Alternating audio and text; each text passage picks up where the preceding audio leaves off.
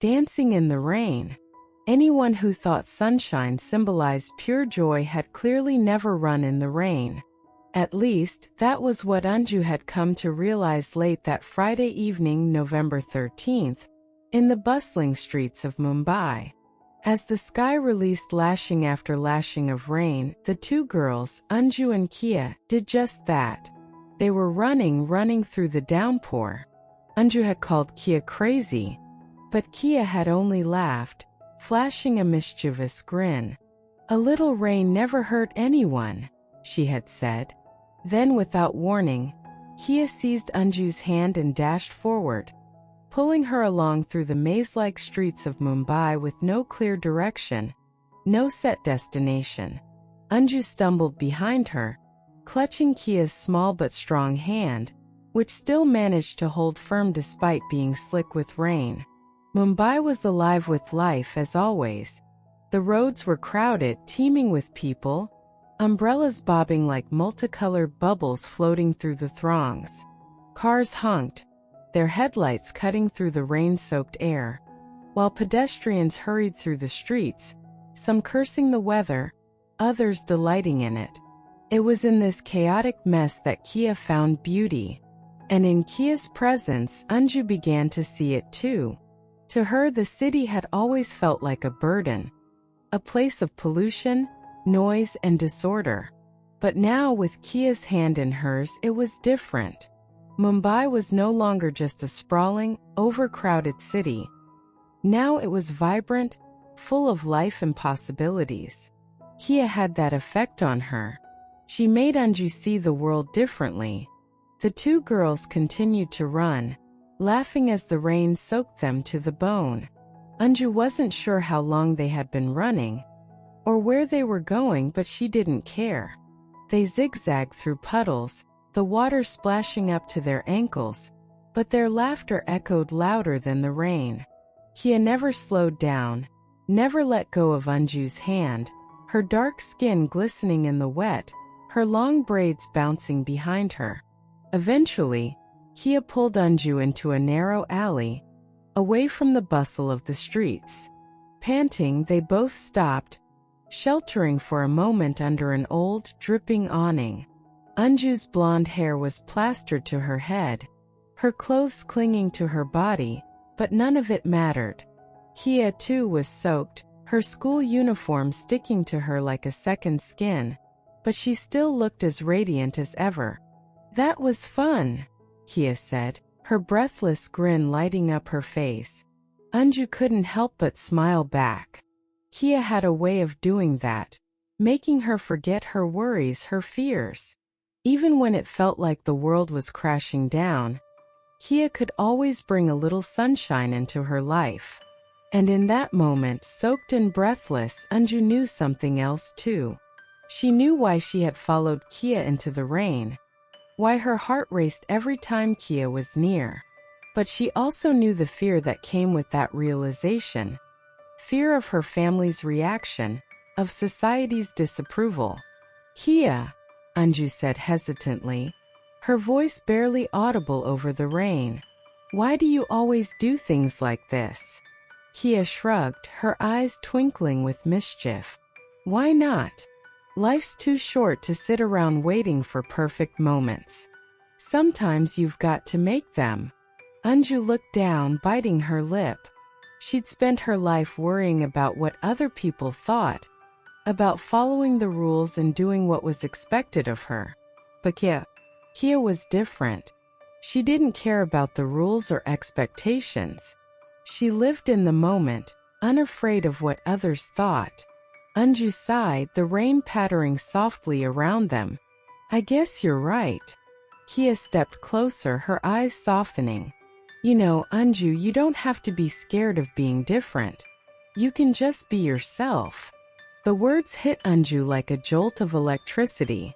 She had spent so long hiding her feelings, pretending that her friendship with Kia was just that, a friendship. But it was more.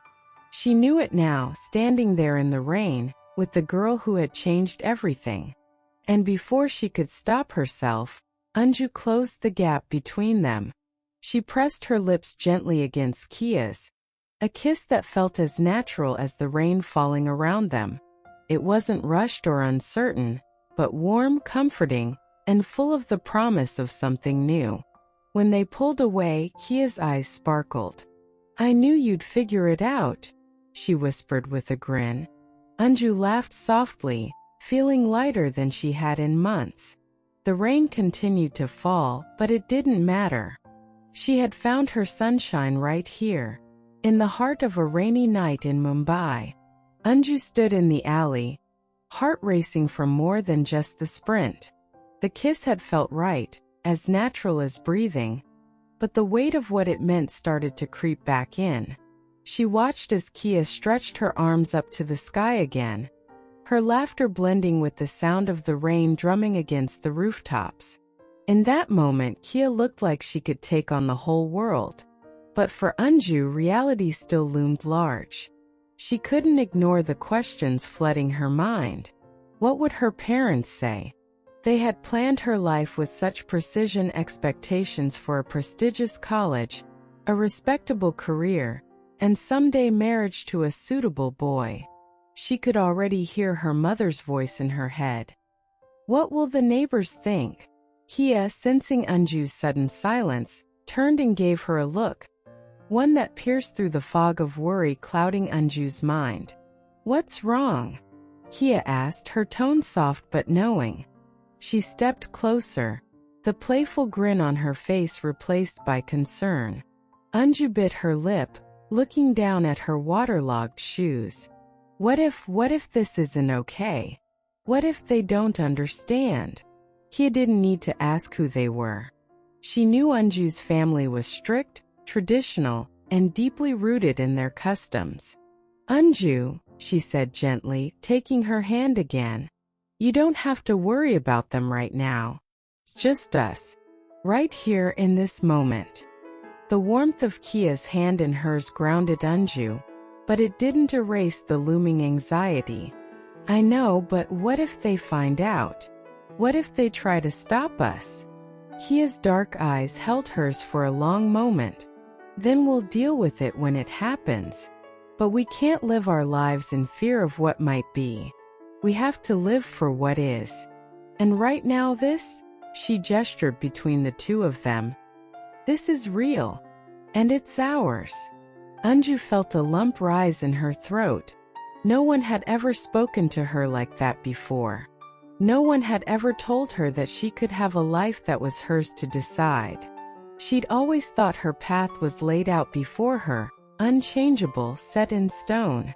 But here was Kia offering her a different possibility, one that was as terrifying as it was thrilling. Kia squeezed her hand. "Look, Anju, I get it. Your family might not understand, and maybe they never will. But you have to ask yourself, what do you want? Not them, not society. You. What makes you happy?" Anju closed her eyes, letting the rain wash over her as she tried to quiet the noise in her head. What did she want? For so long, she had only thought about what would make her parents proud, what would make them happy.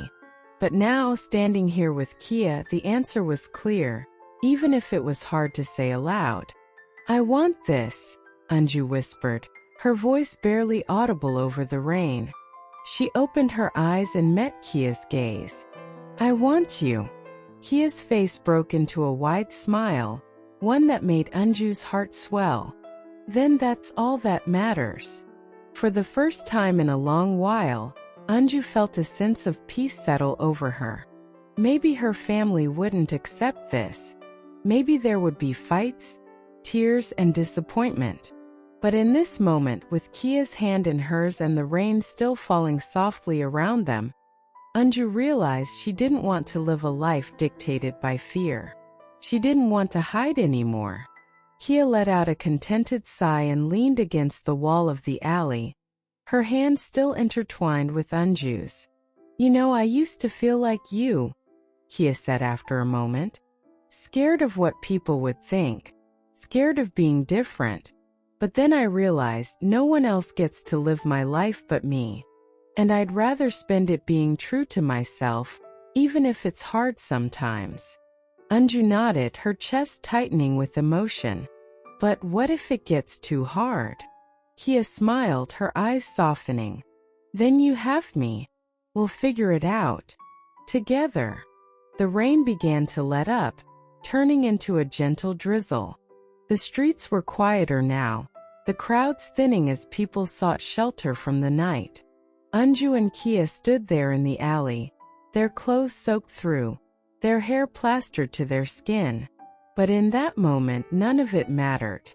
Anju felt a warmth spread through her, something deeper than the physical closeness. It was a feeling of acceptance, of belonging. She had spent so long trying to fit into a mold that wasn't made for her, trying to be someone she wasn't.